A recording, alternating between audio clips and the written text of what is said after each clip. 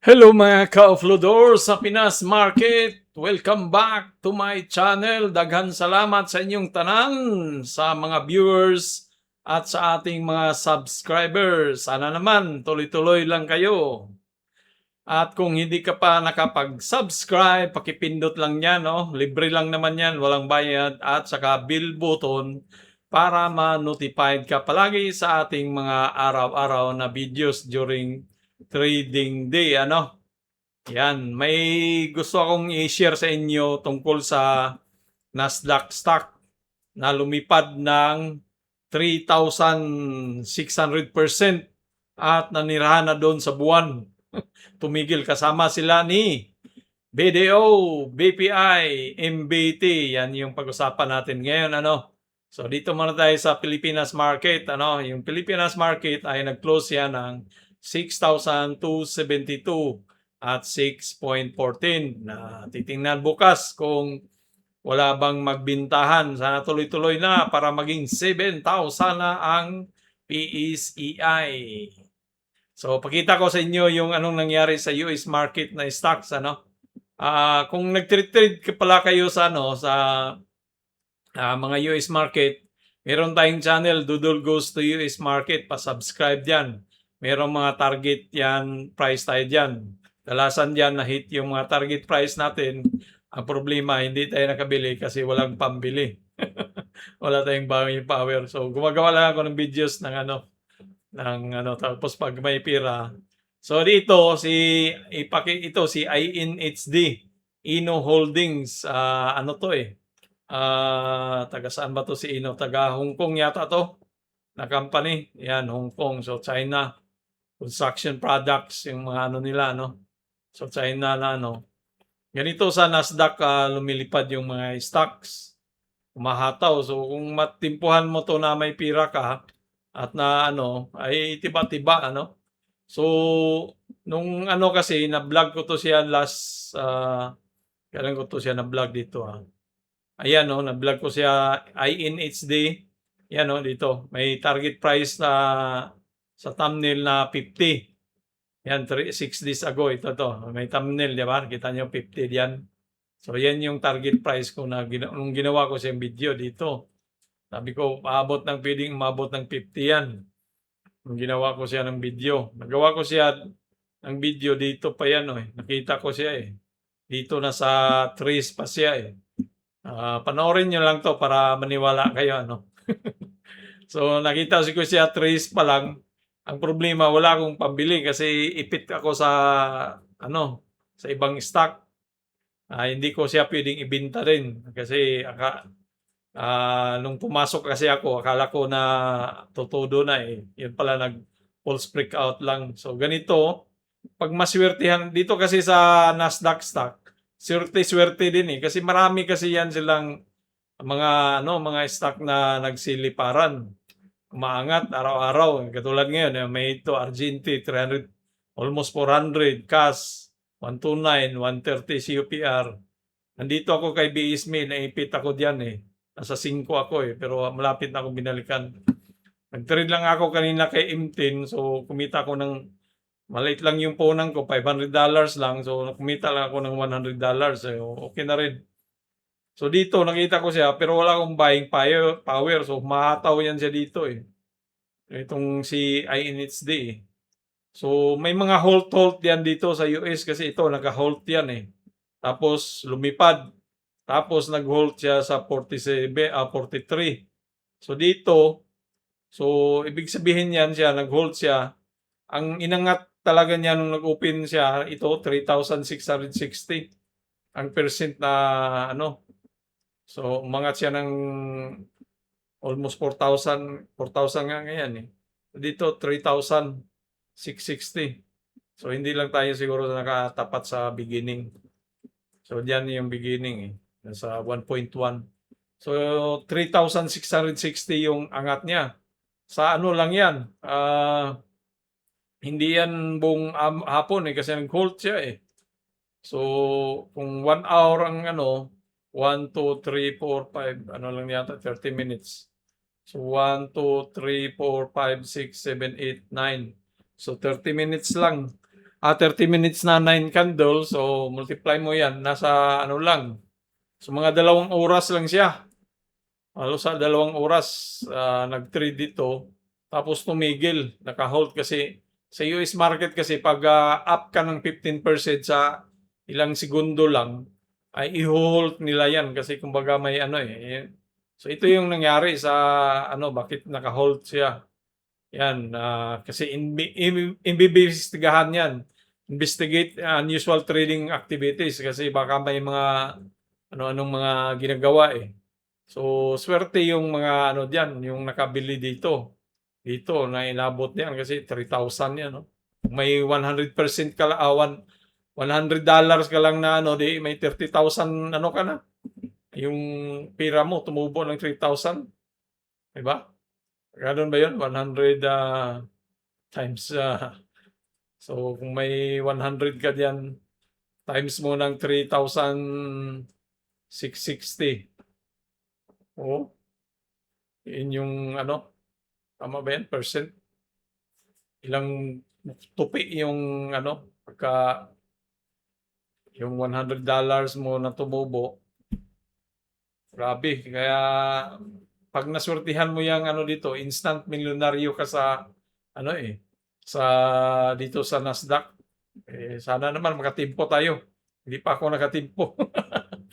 Kaya so gano'n yung ano dito sa Nasdaq 'pag, ano, kasi dito sa ano, sa abroad meron akong may yung mga bangko kasi broker na rin 'yan sila, eh.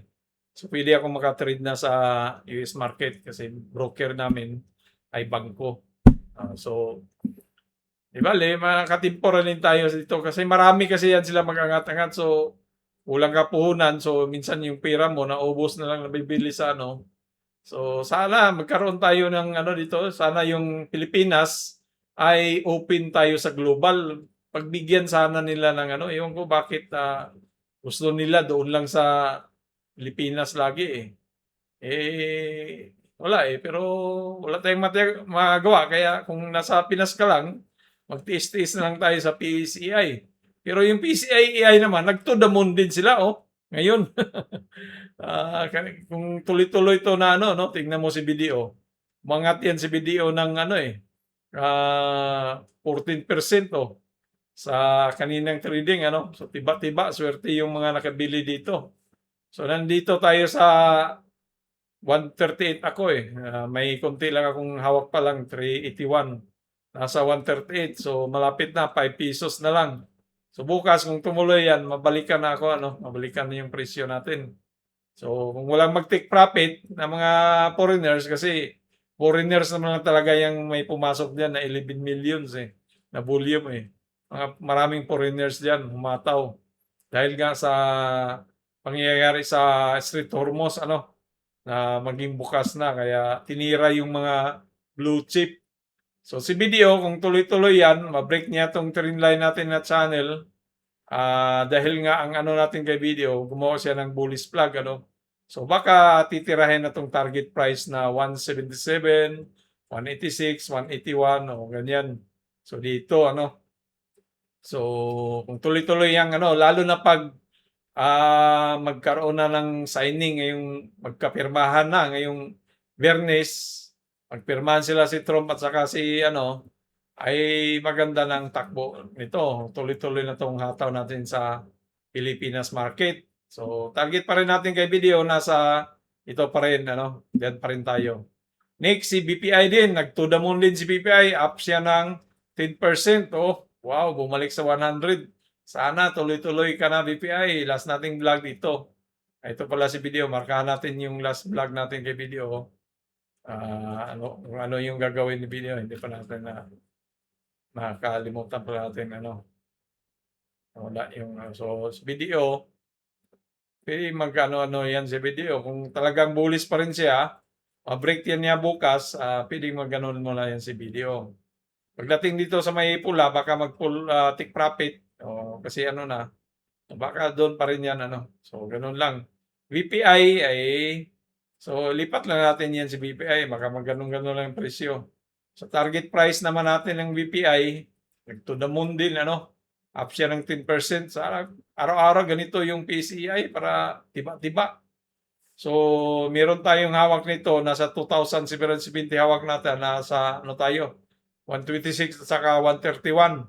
So, malapit na tayong balikan, 26 na lang. So, doon kay Cole, so kay Metro, nasa 131 tayo. Sayang nga wala tayong pambili nung time na dito. Dito ka yung nakabili dito, swerte, 12%.